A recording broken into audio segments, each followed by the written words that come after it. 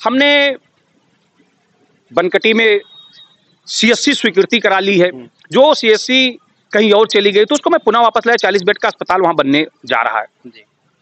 हमने सड़कें बनाई, हमने कुदरहा मुंडरवा बना लिया, हमने देईसाण बानपुर बना लिया, हमने लालगंज से बिरतिया बना लिया, हमने 5 प्रधानमंत्री की पोखरनी से पोखरा सड़क बना लिया, हमने राजकीय महाविद्यालय बना लिया, हमने मंदिरों का सुंदरीकरण का काम करा लिया। ने अपना जो जीवन शुरू किया था वो मैं ये कह सकता हूँ कि ठेले से शुरू हुआ था जीवन, और ठेले पे वो फल बेचते थे और वहां से वो देश की सबसे बड़ी पंचायत में। जब तक वो जीवित थे तो मैं अपने घर की एक बात आपसे शेयर करूं, मेरे घर में डिश के तार भी नहीं लगे थे। और आज भी मेरे पिता ने जो हमारे परिवार में संस्कार दिया है कि हम 3 भाई हैं, हमारे घर में हमारी माँ आज भी घर का काम देखती है, हमारी पत्नी, हमारे बड़े भाई की पत्नी, हमारे छोटे भाई की पत्नी घर का खाना बनाती है और बर्तन भी मांजती है। और बर्तन भी जो होता है ना, हमारे यहाँ कोई मांजने वाला नहीं, स्वयं मांजती है। तो ये हमारे पिता से संस्कार मिला है और इसको मुझे लगता है कि बहुत सारे लोगों को अनुसरण भी करना चाहिए रहा। तो हम इन वादा को पूरा करेंगे, जिसमें हमारा कचूरे का पुल है जो आज फंक्शनिंग है, हमारा सेलाला ठोकवा का पुल है जो आज गतिमान है, हमारा रामपुर मिश्र का पुल है जो आज गतिमान है, हमारा बैजीपुरवा का पुल है जो आज गतिमान है। 5 पुलों का जो हमारा निर्णय था वो आज मैं महादेवा की जनता को समर्पित किया हूँ। दोस्तों नमस्कार, मैं हूं धर्मेंद्र पांडे और आप देख रहे हैं गांव का था। चुनावी यात्रा में आज हमारी टीम जो है वो विधानसभा क्षेत्र महादेवा में आई हुई है। इस समय हम लोग गायघाट में हैं और यहाँ पे माननीय विधायक जी से हम लोग कुछ वार्तालाप करेंगे और जानेंगे कि क्या कुछ आगे इस चुनाव में रणनीतियाँ रहेंगी, और चर्चा ये भी करेंगे कि जो इनका पिछला कार्यकाल रहा है उसमें क्या उपलब्धियाँ आपकी रही हैं। तो आइए हम सीधे सीधे स्वागत करते हैं विधायक जी का। रवि सोनकर जी हैं जो यहाँ पे विधायक रह चुके हैं और भाजपा ने एक बार फिर से आपको टिकट दिया है और आप सीधे हम स्वागत करते हैं इस एपिसोड में। स्वागत आपका। बहुत बहुत धन्यवाद। स्वागत हमारा नहीं होना चाहिए, स्वागत महादेवा की जनता का होना चाहिए, क्योंकि महादेवा की जनता ने ही हमें ये सौभाग्य दिया कि मैं महादेवा विधानसभा की सेवा कर सकूं जी। और मैंने 2017 में बहुत सारी चीजों पे बात तो की ही की, लेकिन मैंने महादेवा में एक नया विषय शुरू किया था कि अगर 2017 में आप मुझे मौका देते हैं तो मैं नेता नहीं बेटा बन के सेवा करूंगा। और मुझे लगता है कि जिन शब्दों का मैंने प्रयोग किया था उसका मैंने निर्वहन भी किया है। और लोग अपने अधिकार की बात करते हैं लेकिन अपने कर्तव्य की बात नहीं करते हैं। तो मैं अपने अधिकार की बात नहीं, ये मेरा कर्तव्य था, क्योंकि मैंने स्वयं कहा था, मैंने स्वयं निर्णय लिया था कि मैं महादेवा की जनता की सेवा बेटा बन के करूंगा और बेटे ने का जो कर्तव्य होता उसको मैंने पूरा किया है। पार्टी ने आपको दोबारा मौका दिया है, एक कार्यकाल आपका बीता है, दोबारा आपको टिकट मिला है, और क्या ऐसी उपलब्धियां रही हैं पिछले कार्यकाल की जिसके बेसिस पे यहाँ की जनता आपको एक बार फिर से अपना जो बहुमूल्य मत है वो देगी? नहीं, बहुत अच्छा प्रश्न है। प्रश्न ये हमें लगता है ये भी महादेवा के जो विकास है उससे संबंधित है जी। महादेवा में एक बहुत बड़ा विषय था कि जब भी जिले पे या अन्य जगहों पे चर्चा होती थी तो ये कहा जाता था महादेवा विधानसभा सुरक्षित विधानसभा है। सुरक्षित होने के कारण यह भी कहा जाता था ये पिछड़ा विधानसभा है। और जब भी मुझे डायस पे बुलाया जाता था, आमंत्रित किया जाता था, तो मेरे बगल का व्यक्ति कहता था कि पिछड़े व्यक्ति का सुरक्षित विधायक की बारी आ गई जी। तो 2017 में हमने प्रण किया कि ये जो हमारे महादेवा के माथे पे दाग है पिछड़ेपन का, उसको मैं धुलूं।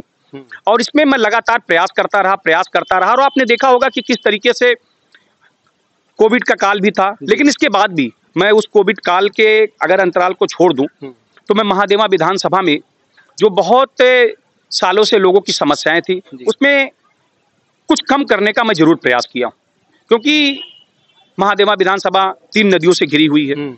मनोरमा है, अपनी ये इसको कहते हैं सरयू है, इस तरीके से 3 नदियां हमारे क्षेत्र में पूरी तरीके से बहती हैं। और पुलों की बहुत बरसों से बहुत सारी मांगे थी और कई बार तो पुल स्कूल के बच्चों के साथ ले जा रहे थे तो डूब गई थी। एक प्रमुख समस्या थी। तो सबसे पहले हमने जो ये प्रतिज्ञा किया था कि अगर 5 साल हमारी सरकार रही और उत्तर प्रदेश में भी अगर कमल के फूल का शासन रहा तो हम इन वादा को पूरा करेंगे, जिसमें हमारा कचूरे का पुल है जो आज फंक्शनिंग है, हमारा सेलाला ठोकवा का पुल है जो आज गतिमान है, हमारा रामपुर मिश्र का पुल है जो आज गतिमान है, हमारा बैजीपुरवा का पुल है जो आज गतिमान है। और एक वादा मेरा छूट रहा था, मुझे लगा कि मुझे इसे अगले कार्यकाल में ले जाना है, लेकिन जब मैं अभी अपने चुनाव के आने से पहले मैं माननीय मुख्यमंत्री जी से मिला, अधिसूचना के पहले, तो मैंने उनसे अनुरोध किया कि महाराज जी हमने 5 पुलों का वादा किया था। अगर एक पुल है हमारा जो छूट रहा है कछुआरे का, कछुआरे बर्तनिया, वो निषाद आबादी है बहुत, एक तरफ हमारे राजपूत समाज के लोग, एक तरफ हमारे निषाद समाज के लोग हैं, वो हमारा एक वादा छूट रहा था। तो उसके लिए हमने माननीय मुख्यमंत्री जी से अनुरोध किया, हमने अपने डिप्टी सीएम से अनुरोध किया कि महाराज जी एक ही वादा हमारा छूट रहा है, अगर इसमें आपकी संस्तुति हो जाए तो मैं महादेवा विधानसभा में यह कह सकता हूं कि वह पूरे होते वादे, जो वादा मैंने किया था उसको मैंने 100% पूरा किया। और उस पुल की भी माननीय मुख्यमंत्री जी ने स्वीकृति दी और 5 पुलों का जो हमारा निर्णय था वो आज मैं महादेवा की जनता को समर्पित किया हूं। इस तरीके से पुलों के क्षेत्र में हमने एक नया कीर्तिमान स्थापित किया है। विपक्ष ये कह रहा है कि आपने जो है खाली स्मृति द्वार बनाया, बारात घर बनाया, तो इस बात में कितनी सच्चाई है और इन आरोपों के बारे में क्या कहना चाहेंगे आप? नहीं, बहुत अच्छा प्रश्न है आपका। उनका जो विषय है कि हमने स्मृति द्वार बनाया, ये बिल्कुल उनका प्रश्न बहुत अच्छा है और इसको मैं स्वीकार करता हूँ। उनका यह प्रश्न है कि हमने बारात घर बनाया, तो इसको भी मैं स्वीकार करता हूँ, लेकिन उसमें उनको और कुछ जोड़ना चाहिए। उनको यह भी कहना चाहिए कि हमने महाविद्यालय बनाया जी, वो भी राजकीय महाविद्यालय। इसके पहले के जो विधायक थे उन्होंने अपने पूर्वजों के नाम पे विद्यालय बनाया है और मैंने उत्तर प्रदेश के सरकार के नाम का विद्यालय बनाया है और महादेवा की जनता के लिए बनाया है। और जिस बारात घर की बात की जा रही है और जिस गेट की बात की जा रही है, मैं थोड़ा सा इस तरफ आपका ध्यान ले जाना चाहता हूँ। ये लिखा है पंडित दीनदयाल उपाध्याय उत्सव वाटिका। ये पंडित दीनदयाल उपाध्याय जी का जो नाम है वो अंत्योदय से लिया गया है। अच्छा। और एक बहुत बड़ा विषय था कि गरीबों को किस तरीके से गरीबों की सेवा करनी है। बहुत सारे ऐसे हमारे बेटियां हैं जिनके माता पिता हैं, वो बारात घर का और जो मैरिज हॉल बड़े बड़े हैं उसका वो खर्च नहीं वहन कर पाते, लेकिन आज ये सुंदर बारात घर बना हुआ है और ये महादेवा की जनता को समर्पित है, ये गाय घाट की जनता को समर्पित है। इस तरह से यहाँ पे बहुत सारे फंक्शन हो रहे हैं, अभी आरोग्य मेला लगा हुआ था, तो ये सारी चीजें हैं और मुझे ऐसा लगता है कि जो ये मैंने काम किया है ये निश्चित महादेवा के विकास में मील का पत्थर साबित होगा। अब रही बात गेट का, गेट के बारे में हमारे मन में एक विषय था। विषय यह था कि जब 2017 में मैं चुनाव जीत के लखनऊ गया तो बहुत सारे लोगों ने बहुत तरह का प्रश्न किया कि ये महादेवा विधानसभा का क्या है, इसमें कौन कौन से महापुरुष का जन्म स्थान है, कौन कौन से लोगों का देश के आजादी की लड़ाई में योगदान रहा है। इस तरीके से बहुत सारे प्रश्न आए जी। तभी मेरे मन में एक विषय आया कि क्यों ना मैं इस प्रश्न का उत्तर खोजूं, और मैंने लोगों से बात करना शुरू किया, क्योंकि शायद आपकी जानकारी में होगा कि मेरे पिता भी यहाँ से सांसद रहे। इस कारण से मेरे मन में भाव था कि मैं दूसरी पीढ़ी का नेता हूं और मुझे ये सारे काम करने हैं। मैंने तय किया कि ये आचार्य रामचंद्र शुक्ल की धरती है, जिनको साहित्य का शिखर पुरुष कहा जाता है, और मैंने उनके जन्म स्थान पे अगौना में एक स्मृति द्वार बनाया जी। ये धरती शहीद राजा उदय प्रताप की है, बिल्कुल, जिसके बारे में कहा जाता है कि बहुत सारे ऐसे महल आज खड़े हैं जिन लोगों ने अंग्रेजों के साथ गले मिलने का काम किया, लेकिन आज वो महल जमी दोख हो गया। और आजादी की लड़ाई में अगर उनकी बात ना की जाए तो मुझे लगता है कि वो कहानी अधूरी रह जाएगी। 1857 की क्रांति में उनका बहुत बड़ा योगदान था। 1857 से जो बिगुल बजी थी तब जाके आज हम लोग आजाद हुए, और आज मैंने नगर में उनके नाम से स्मृति द्वार बनाया है। और स्मृति द्वार के साथ साथ उन लोगों को यह भी कहना चाहिए कि हमने उन महापुरुषों के नाम से उनकी मूर्ति भी लगाई है। ये शायद उनसे छूट गया, ये मैं पूरा कर रहा हूँ। और ये मूर्ति का जो विषय था वो मैं उन्हें आमंत्रित करता हूं कि वो लोग हमारे एस्टीमेट को निकाल लें, जो हमने स्वीकृति कराई है उसमें मूर्ति का कहीं धन नहीं है। ये मूर्ति जो हमें विधायक का जो हमें वेतन मिलता है, और हमारे कुछ ऐसे भी मित्र हैं, समाज है जो महादेवा के ही लोग हैं, किसी से मैं 2000 लिया हूं, किसी से मैं 3000 लिया हूं, किसी से मैं 1000 लिया हूं, कोई 500 दिया है। बहुत सारे ऐसे व्यक्ति हैं जो 150 रुपया दिए हैं कि ये मूर्ति लगनी चाहिए, और उनसे सहयोग लेके मैंने नगर बाजार में शहीद राजा उदय प्रताप जी की मूर्ति स्थापित की है। और मेरा आपसे भी अनुरोध है कि आप उसको जरूर देखिएगा और उन लोगों से भी पूछिएगा कि आपके भी पिता, आपके परिवार के लोग भी अध्यक्ष जिला पंचायत, विधायक, सारे पदों पे रहे हैं, आपने ये काम क्यों नहीं किया। बिल्कुल, ये मुझे लगता है ये ईश्वर ने मुझे सौभाग्य दिया है कि ये सारे काम मुझसे होने थे। यहाँ हमने सरदार वल्लभ भाई पटेल के नाम से बनाया है। इस तरीके से बहुत सारे गेट है, लक्ष्मी नारायण लाल जी के नाम से बनाया। बताइए, साहित्य के इतने बड़े श्रीवास्तव परिवार में उनका जन्म हुआ था और जलालपुर के हैं, तो उनके नाम से भी हमने काम किया है। हमने बाबा साहब भीमराव अम्बेडकर जी के नाम से भी बनाया है, हमने महाराजा सुहेलदेव के नाम से बनाया है, हमने अपने वहाँ पे जो ये हैं इनका कहते हैं गुरु वशिष्ठ के नाम से हमने बनाया है। आप पूरे बस्ती में जो भगवान राम के गुरु थे, पूरा बस्ती वशिष्ठ नगरी थी पहले, उनके नाम का कोई एक विषय नहीं था। मैंने जो मेडिकल कॉलेज जाता है जो बहुत बड़ा विषय था, वहाँ पे हमने उसको स्थापित किया है, गुरु वशिष्ठ के नाम से भी तोरणदार बना। तो ये मुझे लगता है कि ये महादेवा की जनता की मांग थी और मैंने इसको पूरा किया है। जैसा कि अभी हम देख पा रहे हैं आज की राजनीति में हम एक नेचर देखते हैं कि कुछ लोग कहते हैं कि फायर ब्रांड नेता हैं, हिंदुत्व के नेता हैं। तो रवि सोनकर अपने आप को थोड़ा सा मैं अतीत के पन्ने में जाना चाहूँगा। जैसे कि आपके स्वर्गीय पिताजी थे, मेरे पिताजी ऐसा बताते हैं कि उनका जो स्वभाव था बड़ा ही सरल था। मेंबर ऑफ पार्लियामेंट रहे, वो बहुत ही सरल स्वभाव के थे और जनता के बीच में रहने वाले नेता थे। तो वो जो राजनीतिक खून था शरीर में, कहीं ना कहीं वो आज भी आपके अंदर वो देखने को मिल रहा है। तो कैसे इतना डाउन टू अर्थ जमीन पे अपने आप को कैसे रख पाते हैं इतने स्टारडम मिलने के बाद? प्रश्न बहुत अच्छा है। मुझे ये सीख अपने स्वर्गीय पिताजी से प्राप्त हुई है और मेरे पिताजी ने अपना जो जीवन शुरू किया था वो मैं ये कह सकता हूँ कि ठेले से शुरू हुआ था जीवन, और ठेले पे वो फल बेचते थे और वहाँ से वो देश की सबसे बड़ी पंचायत में जाने का काम किए। तो उन्होंने हमेशा हम लोगों को सीख दिया और जब तक वो जीवित थे, तो मैं अपने घर की एक बात आपसे शेयर करूँ, मेरे घर में डिश के तार भी नहीं लगे थे। और आज भी मेरे पिता ने जो हमारे परिवार में संस्कार दिया है कि हम 3 भाई हैं, हमारे घर में हमारी माँ आज भी घर का काम देखती है, हमारी पत्नी, हमारे बड़े भाई की पत्नी, हमारे छोटे भाई की पत्नी घर का खाना बनाती हैं और बर्तन भी मांजती हैं। और ये चुनाव का जो माहौल चल रहा है, मैं आपको भी आमंत्रित, एक दिन हमारे यहाँ भोजन करिए आप लोग, और आप देखेंगे कि शायद आपको लगेगा कि मेरी पत्नी या मेरी भाभी खाना लेके आ रही हैं रात को 12 बजे, और बर्तन भी जो होता है ना हमारे यहाँ कोई मांजने वाला नहीं, स्वयं मांजती है। तो ये हमारे पिता से संस्कार मिला है और इसको मुझे लगता है कि बहुत सारे लोगों को अनुसरण भी करना चाहिए। और ये संस्कार जब मैं महादेवा में जाता हूँ तो महादेवा के लोग भी मुझे देते हैं। वो मुझसे कहते हैं, यार तो उनके पूत है या ना, कोई कहता है कल्पनाथ के पूत हो, कोई कहता है सोनकर के पूत हो। तो मुझे ऐसा लगता है कि कहीं ना कहीं मेरे पिताजी से इन लोग का बहुत अटैचमेंट है। तो इस नाते मुझे लगता है कि वो जो सरलता और सहजता उन्होंने दी है वो आपके अंदर वो मुझे संस्कार के रूप में मिली है। और महादेवा की जनता जो हमें देखना चाहती है वो उसी तरीके से देखना चाहती है। तो मुझे भी बहुत अच्छा लगता है जब कोई मुझे बेटा कहता है, जब कोई मुझे भाई कहता है, और कोई जब ये कहता है कि मैं आपके पिता के साथ काम किया हूँ, तो मुझे बहुत अच्छा लगता है। पत्रकारों का एक धर्म होता है कि वो जो भी पूछे वो निष्पक्ष तरीके से पूछें।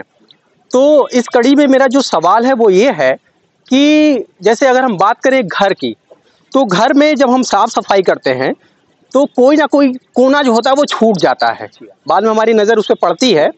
तो आप ईमानदारी से हमारे दर्शकों को ये बताएं, यार यहाँ की जनता को ये बताएं कि आपसे वो कोना कौन सा जो रह गया वो छूटा हुआ है। बहुत बहुत अच्छा प्रश्न है और इस प्रश्न का मैं स्वागत करता हूँ। स्वागत इसलिए करता हूँ कि जीवन में व्यक्ति कभी पूर्ण नहीं होता है और मैं भी पूर्ण नहीं हूँ। और अभी महादेवा विधानसभा में बहुत सारी चीजें हैं जो बाकी है। हमने सड़कें बनाई, हमने कुदरहा मुंडरवा बना लिया, हमने देईसाण बानपुर बना लिया, हमने लालगंज से बिरतिया बना लिया, हमने 5 प्रधानमंत्री की पोखरनी से पोखरा सड़क बना लिया, हमने राजकीय महाविद्यालय बना लिया, हमने मंदिरों का सुंदरीकरण का काम करा लिया, हमने बनकटी में CSC स्वीकृति करा ली है। जो CSC कहीं और चली गई तो उसको मैं पुनः वापस लाया, 40 बेड का अस्पताल वहां बनने जा रहा है। ये जो प्रश्न है आपका, ये प्रश्न बहुत अच्छा है। मेरे मन में महादेवा के लिए एक विजन है और इस विजन का मैं एक बार खुलासा, जब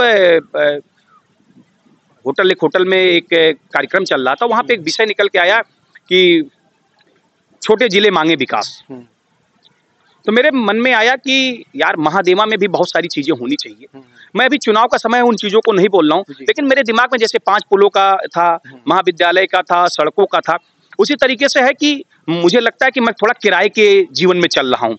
मुझे बहुत सारी चीजें जिले से लानी पड़ती हैं। एक बहुत बड़ी चीज मेरे मन में है, अगर ईश्वर ने और महादेवा की जनता ने मुझे मौका दिया तो उसको मैं महादेवा में ला के स्थापित करूंगा और तब जाके मुझे लगेगा कि महादेवा विधानसभा पूर्ण हुआ।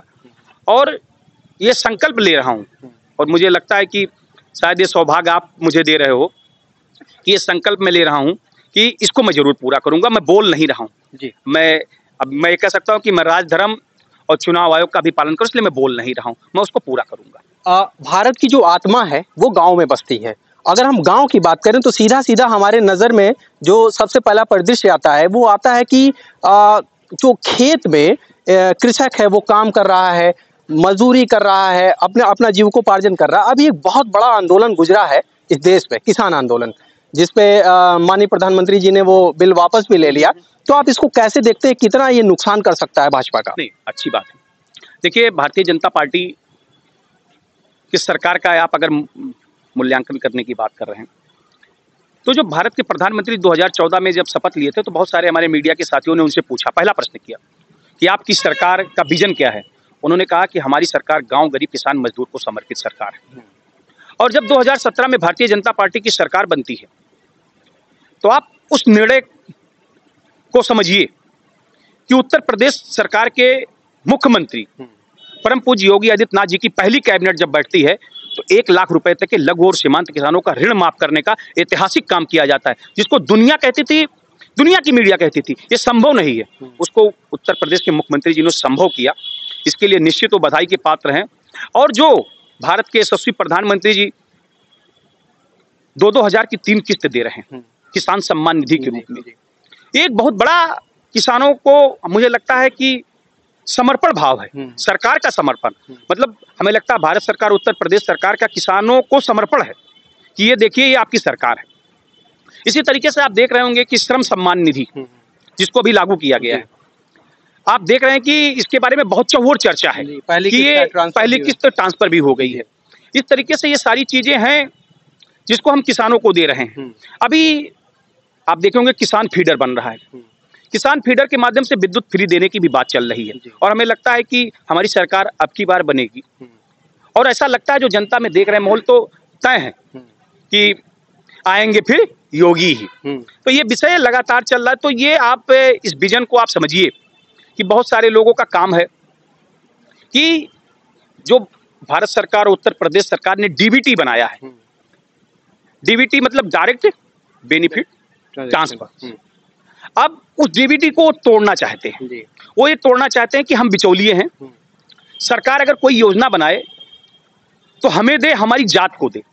और सरकार ने कहा नहीं, जो पात्र है हम उसको देंगे और सरकार और बैंक के बीच में कोई बिचौलिया नहीं रहेगा। इस तरीके से सरकार काम कर रही है और मुझे लगता है कि आने वाले दिनों में जो बहुत सारे काकस हैं वो टूट जाएंगे और टूट के हर घर पे आप देखेंगे कि भारतीय जनता पार्टी का परचम लहरा रहा है। ये मैं आपके माध्यम से कहना चाहता हूँ। बेरोजगारी और महंगाई एक बड़ा मुद्दा बना हुआ है। पूर्ववर्ती सरकारों का भी यही कहना है कि इस सरकार में जो है वो बेरोजगारी भी बढ़ी है और महंगाई भी बढ़ी है।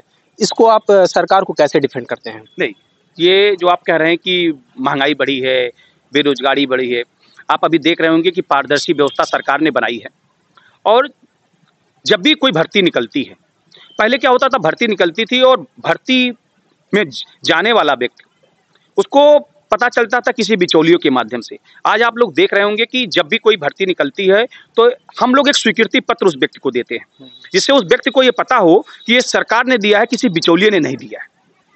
और पारदर्शी व्यवस्था चल रही है और पारदर्शी व्यवस्था के कारण बहुत सारे लोगों के पेट में दर्द हो रहा हो तो चट्टी चौराहों पे बैठ के इस तरीके की बात कर रहे हैं। ये विषय है नहीं।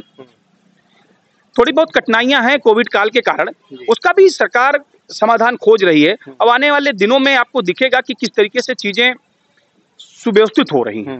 और जब अब देश को हमें परम वैभव पे ले जाना है, हमारा रक्षा बजट हमको बढ़ाना है, हमारे वो एक तरफ चाइना हमसे बात करता है, एक तरफ हमसे पाकिस्तान बात करता है, तो निश्चित कुछ ना कुछ हमें जनता से सहयोग लेना पड़ेगा और जनता से हमें धन कलेक्ट करके अपनी बॉर्डरों को हमें मजबूत करना पड़ेगा, हमें अपने सेनाओं को मजबूत करना पड़ेगा। और निश्चित मैं कह सकता हूं कि जनता के दिए गए पैसे से ही हमारी सेनाएं मजबूत हो रही हैं और आने वाले दिनों में जब राफेल दौड़ेगा तो मुझे लगता है पाकिस्तान का को भी समझ में आएगा और चाइना को भी समझ में आएगा। ये सारी बातें हैं।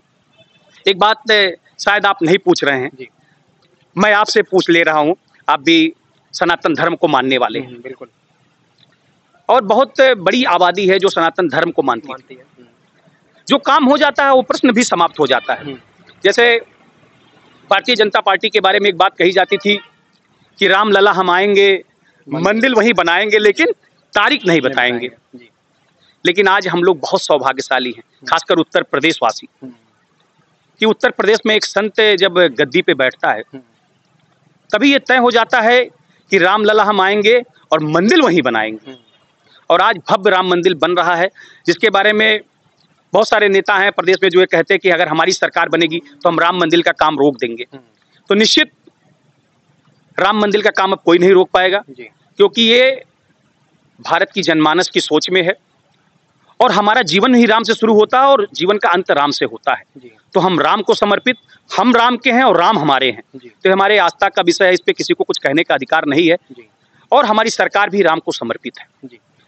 एक प्रश्न मेरे जहन में ये उभरता है, जैसे आपने राम मंदिर का जिक्र किया, तो बगल का जिला है अयोध्या और इधर का जिला है गोरखपुर। हम जाते हैं वहां पे देखते हैं कि विकास वास्तव में हुआ है। अयोध्या भी बहुत विकसित हुआ और गोरखपुर भी बहुत विकसित हो रहा है। माननीय मुख्यमंत्री जी का वो, इसमें आप काशी को भी जोड़ सकते हैं। काशी भी विकसित हो रहा है, लेकिन अभी हाल में जहाँ पे हम लोग हैं ये बीच का जिला है बस्ती। बस्ती जनपद में हालांकि आपके उससे क्षेत्र में नहीं आता है ये, लेकिन फिर भी आप सत्ता पक्ष से हैं, तो मेरा सवाल है, वाजिब है, मेरा सवाल ये है कि बस्ती का विकास जो एक चौतरफा विकास हमें दिखना चाहिए, आखिर वो हमें क्यों नहीं दिख पा रहा है? देखिए, बस्ती बहुत सौभाग्यशाली जिला है। बस्ती की जो 3 मार्ग होने चाहिए, जल मार्ग, सड़क मार्ग और रेल मार्ग, ये तीनों से बस्ती जुड़ा हुआ है। और जो विकास की बात करते हैं, आप विकास किसे मानते हैं? आपकी अगर कोई परिभाषा हो तो हमें बताएं। नहीं, मैं आपसे बता रहा हूँ, बस्ती में आज मेडिकल कॉलेज है, बस्ती में आज राजकीय महाविद्यालय है, बस्ती में आज सड़कें हैं, बस्ती में आज चहुओर लोग सुरक्षित हैं, क्राइम का रेट कम हुआ है। इसको आप विकास नहीं मानते? अगर विकास का कोई और पैमाना है तो आप बताएं। हर तरफ आप देखते थे पहले कि बहुत सारी झोपड़ियां थी और भारत के प्रधानमंत्री जी ने कहा नहीं कि 2022 के बाद ये जो हर व्यक्ति के सर पे छत होना चाहिए, ये सपना साकार हो रहा है। इसे आप विकास नहीं मानते? यही विकास है। विकास कहीं और से नहीं आएगा। विकास की जो गाथा प्रधानमंत्री जी लिख रहे हैं, जब आप जाएंगे किसी व्यक्ति के पास और उसके मकान के सामने लिखा रहेगा प्रधानमंत्री आवास और वो सामने कुर्सी पे बैठा रहेगा व्यक्ति, तो वही विकास है। लेकिन इसमें भी हमें कई पेज देखने को मिलते हैं कि कोई परिचय का है तो उसको आवास मिल जा रहा है, कोई घूस देके आवास ले ले रहा है। तो इस पे आपका क्या कहना है? नहीं, इस पे शिकायतें नहीं आती आपके पास? ये बिल्कुल आप कह रहे हैं। अगर इस तरीके का कोई आपके संज्ञान में कोई प्रकरण है तो हमें बताइए, मैं उसका स्थान जिला कारागार में फिक्स कराऊंगा। ये मैं आपको बताना चाहता हूँ। हमारी विधानसभा में 2 नगर पंचायतें नई बनी हैं और एक पहले से थी। बनकटी पहले से कार्यरत था, 2 हमारी सरकार ने बनाया है, जिसमें एक गाय घाट है और दूसरा नगर बाजार है। और इसकी भी बहुत बड़े पैमाने पे हम लोग आवास की स्वीकृति करा रहे हैं। और जब इसकी स्वीकृति पत्र बटेगा तो मैं आपको जरूर आमंत्रित करूंगा कि आप आइए और आपके सामने जब बटेगा तो आप उन लोगों से एक बार बाइट जरूर लीजिएगा कि क्या आपने पैसा दिया है। मैंने नगर में कार्यक्रम किया था तो मैंने एक बात कहा था उन लोगों से कि अगर कोई व्यक्ति आपसे पैसा मांगता है तो एक बार जरा मुझे फोन करिएगा, क्योंकि जो 2017 में मेरे पास मोबाइल नंबर था वही नंबर आज भी काम कर रहा है। एक बार आप हमें बताइएगा तो उसके लिए कुछ मैं व्यवस्था कराऊंगा। और हमारे मुख्यमंत्री जी तो एक बात कहते हैं, जीरो टॉलरेंस। तो जीरो टॉलरेंस का मतलब आप भली बात समझ रहे हैं, इसका अर्थ क्या होता है। तो इस बार जो है भाजपा की जो राह है, यहाँ पे जो प्रत्याशी हैं आपके विपक्षी, उनसे कितना मतलब आप मोर्चा ले पाएंगे और उनके आगे आप तुलनात्मक रूप से अगर हम बात करें, चूंकि आप सत्ता में रह चुके हैं तो आपकी जिम्मेदारी यहाँ पे बढ़ भी जाती है, लोगों की अपेक्षाएं आपसे बढ़ भी जाती हैं, तो क्या रहने वाला है इस बार, आप हमारे दर्शकों को बताएं। 2017 में जब मैं पहली बार चुनाव लड़ने आया, जैसे मैं इसके पहले जिला पंचायत सदस्य था, तो मुझे स्वयं चुनाव लड़ना पड़ा था। मैं भाग रहा था, दौड़ रहा था, लोगों से आशीर्वाद ले रहा था, लेकिन अब की बार मुझे चुनाव नहीं लड़ना पड़ रहा है। अच्छा। अब की बार जब मैं लोगों के बीच में जा रहा हूं तो मुझे ऐसा लगता है कि महादेवा की जनता स्वयं चुनाव लड़ रही है। और आप विश्वास करें कि जो मेरा पिछला रिकॉर्ड था उसको मैं इस बार तोड़ूंगा। और तोड़ने के बाद आपका मुंह मीठा जरूर मैं कराऊंगा, यह भी मैं बता रहा हूं। बिल्कुल जी। मेरा ही नहीं, मुझे लगता है कि यहाँ की जनता का भी मुंह मीठा कराना चाहिए और आपके अगेंस्ट में जो यहाँ पे विपक्षी चुनाव लड़ रहे हैं उनको भी आपको आमंत्रित करना चाहिए, उनका भी मुंह मीठा कराना चाहिए। ये विषय थोड़ा सा पेचीदा है, इस पे मैं बहुत कुछ नहीं कहूँगा। सिर्फ मैं आपके चैनल के माध्यम से ही कहूँगा कि महादेवा की जनता का हमेशा से अभिनंदन है और महादेवा की जनता किसी के लिए वोटर हो सकती है। महादेवा मेरे लिए माँ की समान है और मैं इसे हमेशा से इसकी पूजा करता हूँ और पूजा की ही तरह मैं इसे मंदिर में और अपने मन में रखता हूँ, जिससे महादेवा के लोगों का सम्मान कभी कम ना हो और हमेशा से मेरे मन मस्तिष्क में महादेवा का विकास रहता है और आने वाले दिनों में मैं उत्तर प्रदेश के फलक पे महादेवा को शिखर पे स्थापित करूंगा। यही मैं कहना चाहता हूं। बहुत बहुत धन्यवाद। तो दोस्तों, आज हमारे साथ इस चुनावी यात्रा में रवि सोनकर जी थे, जिन्होंने अपनी बात यहाँ पे बड़ी ही बेबाकी से रखी, हमारे सारे सवालों का निष्पक्ष रूप से जवाब भी दिया और मुझे निश्चित रूप से ये लगता है, व्यक्तिगत रूप से मैं महसूस कर पाया कि ना काहू से दोस्ती ना काहू से बैर, एक ऐसे विधायक जो हमेशा जन सामान्य में सुलभ रूप से मौजूद रहते हैं। और यहाँ पे जो विकास के कार्य आपने गिनाए हैं, निश्चित रूप से हम लोग फील्ड में जाएंगे, उसकी जांच पड़ताल करेंगे और आपके बीच हम लोग सारी चीजें लेकर आएंगे। तब तक के लिए बने रहिए गांव गाथा के साथ। बहुत बहुत धन्यवाद।